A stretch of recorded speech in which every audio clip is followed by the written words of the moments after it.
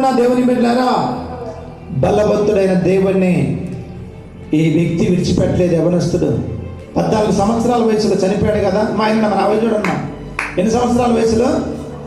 14 సంవత్సరాల వయసులో చనిపోతే, ఆమె 14 సంవత్సరాల వయసులో ఇక చనిపోయాడని చెప్పేసి అతనే అనాథగా, నేను అనాథను, నాకు ఎవ్వరు లేరని చెప్పేసి కృంగిపోలేదు. కానీ వాళ్ళ నాన్న అమ్మ చనిపోయిన తర్వాత ఇంకా ఆ బిడ్డ భక్తి పరవశంలో రోషము కలిగిన వాడై బైబిల్ చదవటం, మరి ఎక్కువగా చదవటం ప్రారంభించాడు, మరి ఎక్కువగా ప్రార్థన చేయటం ప్రారంభించాడు. దేవుని బిడ్డలారా, ఒక సంఘానికి అడ్డుకట్టబడి బ్రతుకుతా ఉన్నాడు.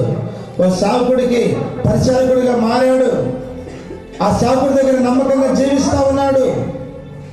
దేవుని దగ్గర కనిపెట్టి ప్రార్థన చేస్తున్నాడు.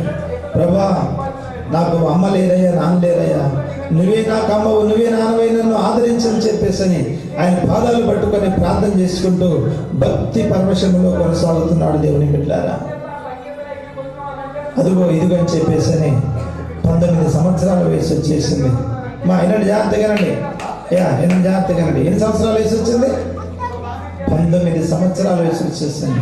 19 సంవత్సరాల వయసు వచ్చేసరికి వాక్యం చెప్పటం, అద్భుతంగా వాక్యం చెప్పటం దేవుడు ఏర్పాటు చేసుకున్నాడు. ఇక్కడ బైబిల్ కాలేజీలు చేశాడు. అద్భుతంగా దేవుని పనులు వాడబడుతున్నాడు. దేవుని బిడ్డలారా, ఒక సేవకుడి దగ్గర నమ్మకంగా ఉన్నాడు.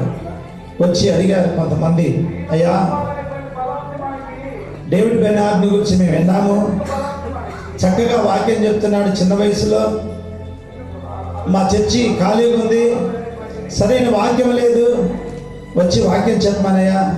ఆ బిడ్డను గురించి మేము విన్నాము, ఆయన వాక్యం చెప్తుంటే అనేక మంది కదిలించబడుతున్నారు, అనేక మంది బాగుపడిపోతున్నారు, ఆయన వాక్యం అనేకులను మారుస్తుందయ్యా, మా చర్చికి పంపించమని చెప్పి వచ్చారు.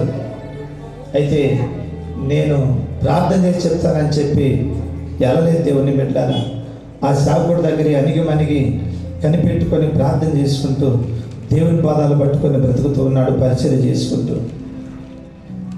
24 సంవత్సరాలు వచ్చినాయి. 24 సంవత్సరాల వయసులో మరలా వచ్చి కొంతమంది అడిగారు, అయ్యా, ఇంకా ఎక్కువగా తను దేవుని కొరకు వాడబడుతున్నాడు కదా, మా చర్చిలో పాస్టర్ గారు అమ్మాయ్య అమెరికాలో ఉంటే మామూలుగా దేవుని బిడ్డలారా మంచి లైఫ్, ప్రార్థన చేసి చెప్తానన్నాడు. ప్రార్థన చేసుకుంటున్నాడు. దేవుని బిడ్డలారా, ప్రార్థన చేసుకుంటుంటే దేవుడు ఒకరోజు దర్శనం ఇచ్చాడు. రెడ్ ఇండియన్స్ మధ్యలోకి సేవకెళ్ళమని చెప్పాడంట. స్తోత్రం కలుగును గాక. రెడ్ ఇండియన్స్ అంటే